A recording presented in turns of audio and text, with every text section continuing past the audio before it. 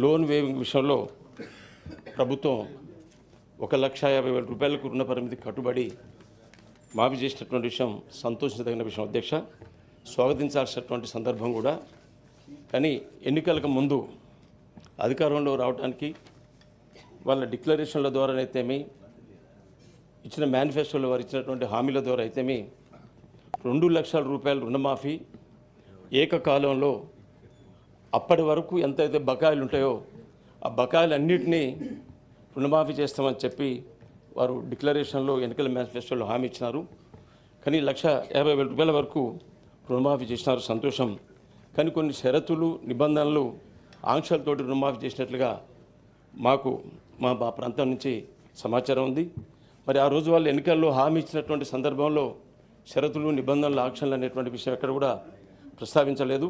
2018కి ముందు ఉన్న పూర్తి బకాయిలను ఏకకాలంలో 2 లక్షల రూపాయలకు మాఫీ చేస్తామని చెప్పి వివిధ షరతులు, నిబంధనలు, ఆంక్షలు పెట్టి మరి వాళ్ళు ఇచ్చినట్టు హామీని నిలబెట్టుకుంటున్నామని సంతోషపడితే అది సరికాదు అధ్యక్ష. రేషన్ కార్డును ప్రామాణికంగా తీసుకున్నామన్నారు. ఒక రేషన్ కార్డు ఉన్నటువంటి వాళ్లకు ఒకరికే రుణమాఫీ వర్తిస్తుందనేటువంటిది అక్కడ ప్రజలు చెప్తున్నారు. ఒక ఇంట్లో, ఒక కుటుంబంలో 3 సభ్యులు ఉండి, 3 రైతులు ఉండి 6 లక్షల రుణమాఫీ చేస్తే వారు ఇచ్చినటువంటి హామీ ప్రకారంగా 6 లక్షల రుణమాఫీ కావాలి. కానీ ఇప్పుడు వాళ్ళు అమలు చేస్తున్నటువంటిది కుటుంబానికి ఒకటే అంటే 2 లక్షల రుణమాఫీ అవుతుంది, మిగతా 4 లక్షల రూపాయలు ఆ కుటుంబానికి వర్తించడం లేదు అధ్యక్ష.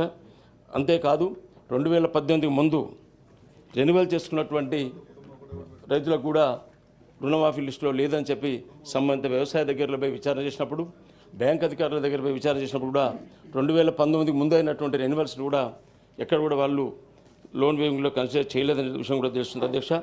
అంతేకాదు మరి ఆనాడు పిసిసి అధ్యక్షుని హోదాలో నేడు ముఖ్యమంత్రి గారు డిసెంబర్ 9వ తారీఖు వరకే అన్ని రుణాలు మాఫీ చేస్తామని చెప్పి హామీ ఇచ్చినారు. మరి 8 మాసాలు పూర్తిగా వస్తుంది. బ్యాంకులలో 8 మాసాలకు సంబంధించినటువంటి వడ్డీ చెల్లిస్తేనే మీకు రుణమాఫీ వర్తిస్తుందని చెప్పి బ్యాంక్ అధికారులు చెప్తున్నట్టుగా మాకు రైతుల దగ్గర నుంచి మాకు సమాచారం ఉంది అధ్యక్ష.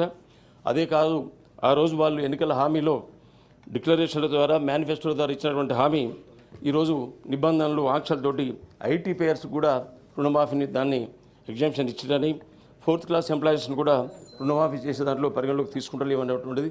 నిజంగానే వారు ఇచ్చిన హామీని నిలబెట్టుకున్నటువంటి సంతృప్తి ప్రభుత్వానికి అనుకుంటే ఐటీ పేయర్స్కు, చిన్న 4th క్లాస్ ఉద్యోగస్తులకు కూడా రుణమాఫీ వర్తించే విధంగా చేసి ఇచ్చిన హామీని నిలబెట్టుకునే విధంగా ప్రభుత్వం ముందలు పోయి ప్రజామన్నలను పొందాల్సిగా మీ ద్వారా వాళ్ళకి విజ్ఞప్తి చేస్తూ కృతజ్ఞతలు. Honourable minister.